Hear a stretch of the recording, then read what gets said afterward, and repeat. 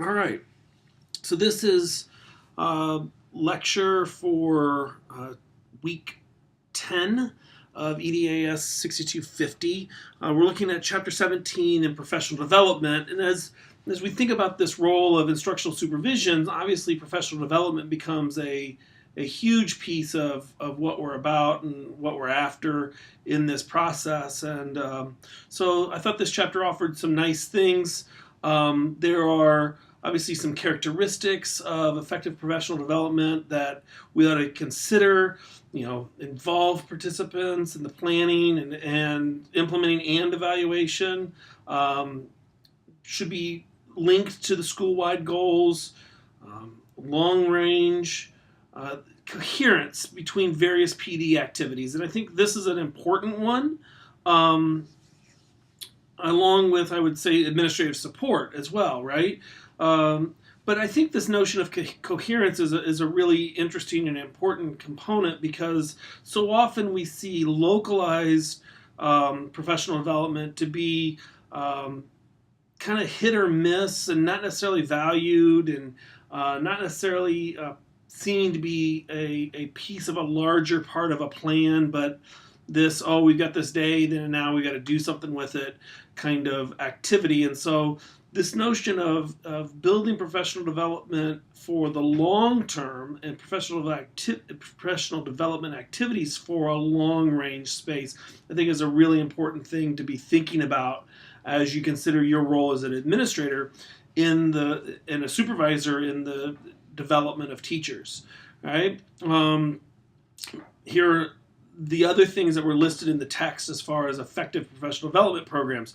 I think 7's also really important in that, and 8 goes right along with that in terms of these ideas of we're using, the beginning portions of the text talked about the principles of adult learning, and are we adhering to those? Are we using those?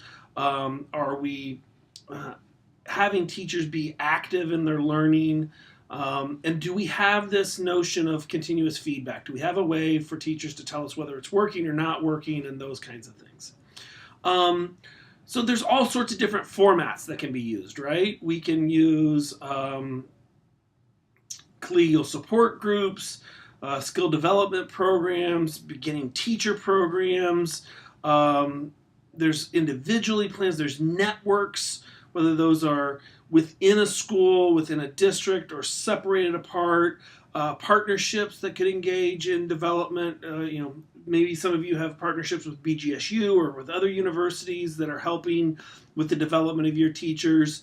So these are all various kinds of ways in which we can engage with professional development.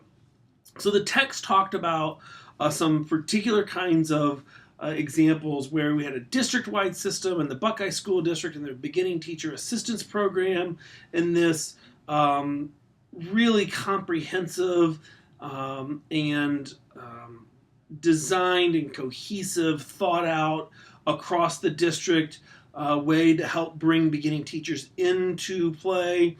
They talked about the building level system in which the inner city Chicago school, and I'm actually going to flip to that one real quick because the details on it have totally escaped me.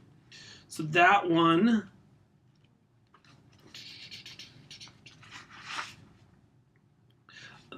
this was the program where the instructional improvement based on collegial learning support. So these were teachers that were videotaping themselves, having peers watch, give critique, follow back up, trying to work through and created systematic ways in which teachers can interact with each other in important ways in that process, right? And then we had the individually planned, where a group of teachers were working to kind of shape their own individualized plans. So I think one of the questions that is important to ask in this, though, is that why were these programs effective? What was it about them that allowed them to be successful and to be effective? I think another thing that's in the text there that's important for us to consider, and this is one of the spaces where I think traditionally schools have not done a great job at, is these notions of recognizing that different teachers are at different places within their professional growth and practice. So, there are some teachers that are very much at an orientation stage. So we're introducing some new technologies. Maybe the entire staff is at an orientation stage on that. But maybe there's a group of new teachers that a system that has been in use in the district that's unique to the district. You have a group of new teachers. They need to be oriented to the system before they are expected to be fully proficient with it, right? And then they have the integration stage. Some teachers may find themselves at that particular stage. And then the advanced people are at that refinement stage where they can continue to use. So we could have an in-service, we could have a professional development plan that say is around differentiated instruction and processes and techniques for differentiated instruction, but we could have 3 very distinct activities happening all at the same time, and to have all teachers in any one of those stages would be a disservice to those teachers. I think that's an important thing to note, that we ought to be cognizant of the fact that there are some teachers in your school that get differentiated instruction really, really well, and now they need advanced techniques, and they need to be engaging with refinement of their strategies in that type of instructional settings, while others have moved beyond or just brand new to it, and they're in the orientation stage. They've never heard the phrase differentiated instruction. They don't even know what it looks like or how to operate in that kind of setting. And this isn't about the age of the teacher. This is about the development of the teacher in this specific kind of range. All right? And that's important for us to think about and to create professional development programs that are attuned to those variations and attuned to those changes. Some nuts and bolts things that I think are really important to also to play into. Are we prepared for the session to occur? Do we look as though we're ready? And we have our copies made. One of the things that I often did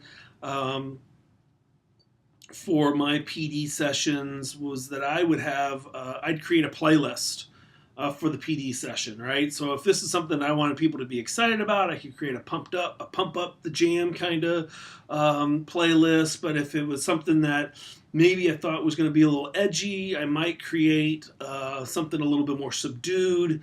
And then as I could increase the volume of the music just before the session would start. And then as the music would fade out, or I would cut the music, that would start to be a cue to people that it was time for us to get started.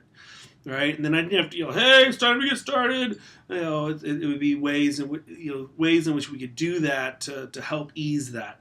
Always food, right? I always tried to make sure that we had for our PD days, whether that was through the PTO and their assistance with, or if we had charged one of my secretaries with bringing lunch in catered or those kinds of things. Always those types of things. To help with some of those nuts and bolts, to have it be a pleasant experience for people, even if maybe some of our discussion topics might be pressing on some people's practices. And then, I think it's important that we think about this notion of the extension of the concept of professional development, that it's our personal, our career, our moral, our institutions, our schools, and then also our professions development that are ways in which we're moving forward. So that's it for this week's lecture, and look forward to seeing you and discussing notions of professional development on the discussion board. Thanks.